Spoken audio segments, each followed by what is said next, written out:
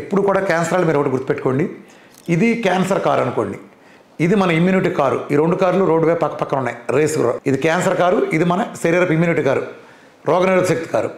ఇది cancer car మన చేతిలో ఉండదు, ఇది జబ్బు, ఇది మన చేతిలో ఉంటుంది. మనం బరువు పెరిగితే ఇది రేసులో స్పీడ్కి వెళ్ళి క్యాన్సర్ కారు దాడుతుంది. మనం ఏదో దేవుడు అంటే దాన్ని సరిపడా తింటే ఈ 6 నెలల తర్వాత మీరు రిపోర్ట్ తీసినా ఎక్కడ రిపోర్ట్ అక్కడే ఉంటుంది.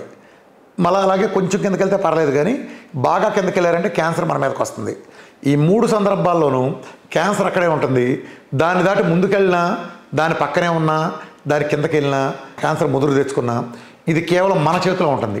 దీన్ని ముందుగా వెనక పంపామని. అలా పంపటానికి ఉండే ఈ ప్రపంచపు ఒకే ఒక్క మార్గం మీరు బాగా తినటం. మీరు ఈ డైట్లో 3 పనులు చేయాలి. తినాలి, బాగా తినాలి, పీకల దాకా తినాలి. నాకు ఇష్టం లేదు, నేను తినలేకపోతున్నాను, ఇంకా వేరే కావాలి, ఇలాంటి కుదరవు. ఇది చిన్నపిల్లల ఆట కాదు. 2 మార్గాలు మీకు సూటుగా చెప్తున్నాం. మీరు బతకాలి అంటే ఇష్టమైన కష్టమైన తిని తీరాల్సిందే.